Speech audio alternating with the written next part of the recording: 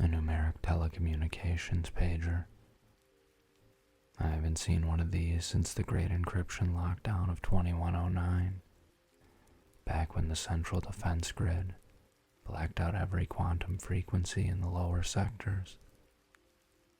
Look at the form factor of this device. It is entirely self-contained. It doesn't connect to a neural port. It doesn't broadcast your location metrics to the orbital satellites. And it certainly doesn't require a facial recognition scan just to unlock the screen.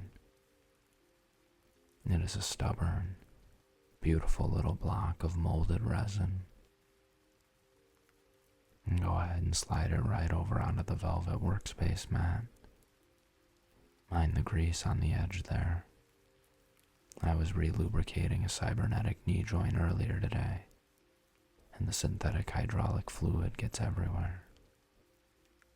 Let's slide the rear battery hatch open, see what kind of time capsule we are working with here. Oh man, look at that internal chamber. It doesn't take a standard induction cell. It's designed for a physical cylinder of alkaline chemicals, a AAA battery. People used to buy these wrapped in cardboard at gas stations, slip them into the side, and run an entire radio frequency receiver for over a month without ever plugging into a wall grid. There is some serious calcification on the negative terminal contact sprig, though. See that white, powdery crust lining the copper? And that's what happens when a chemical battery sits inside a dark drawer for a century. The acid just slowly seeps out, trying to eat away at the very machine that contained it. Let's just scratch that away, very gently, until we see the dull gleam of the original metal underneath. You know, the social history of this specific little beeper is wild to think about.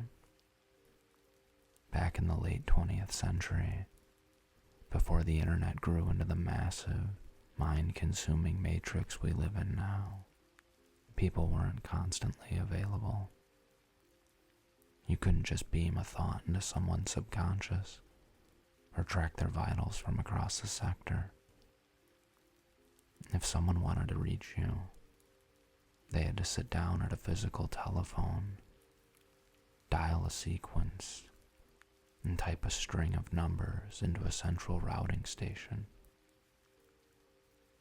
That station would blast a raw, unencrypted radio wave across the entire city. This tiny box would catch that specific frequency out of the air, and vibrate against your hip, and flash those numbers across this little monochrome liquid crystal window. Just a few digits on a green screen. No voice, no video, no context. If you saw an emergency code or a number you recognized, you had to physically walk through the rain to find a public terminal to call them back. It forced people to slow down. It gave them a strange kind of freedom, because if you were walking between buildings, you were entirely off the grid. You were a ghost for 20 minutes at a time. Let's take the internal frame out of the front housing so we can inspect the primary board. Look at how simple this logic gate is.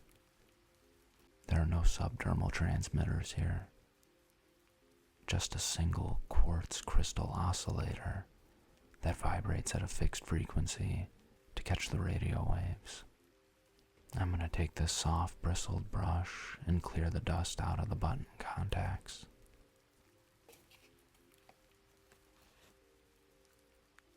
If I keep this unit on a pawn trade contract, it's going to be a highly specialized sale. The net runners down in Sector 4 love these things. They've built an entire underground, off-grid text network using old television broadcast antennas that the corporations forgot to dismantle. They call it the Ghost Protocol because the corporate monitoring drones are looking for quantum signatures and high-band data streams. They completely ignore these ancient, low-frequency radio waves traveling through the air. It's completely invisible to them. The buttons still have their springiness. That's the benefit of using vulcanized rubber instead of modern biometric sensors. It doesn't degrade just because the grid drops its voltage. If you want a straight credit transfer, I can give you 1,500 corporate chits right now, though the transaction will leave a minor footprint on your local identification token. Or if you want to keep this completely off the ledger, I can trade you an unmapped microgrid capacitor and a handful of ration vouchers for the local hydroponic markets. What do you think? Are we looking to clear your ledger debt today? Or do you want me to finish cleaning this thing out so you can take it into the lower alleys yourself? You want to keep it operational. I had a feeling.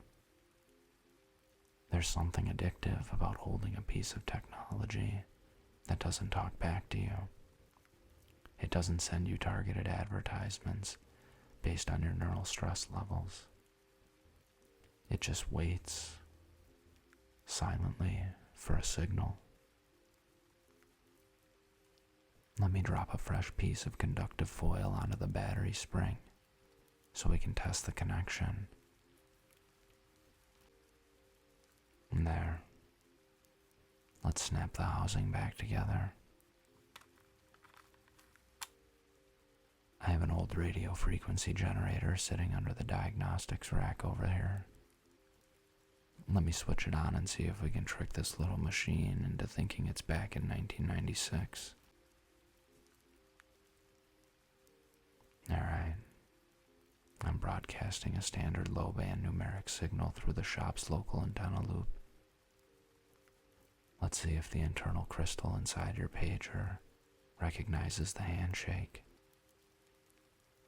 Look at that. The vibration motor is spinning too. The whole device is scooting across the workspace mat.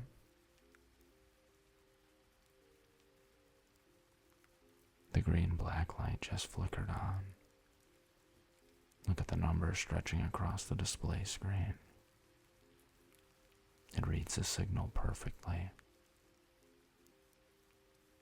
You should keep this clipped to your inner jacket pocket. Don't let the security sweep see it at the sector checkpoints. They don't like things they can't actively monitor, even if it is just a piece of plastic history. It's a quiet reminder that the world wasn't always this loud, and it wasn't always this crowded.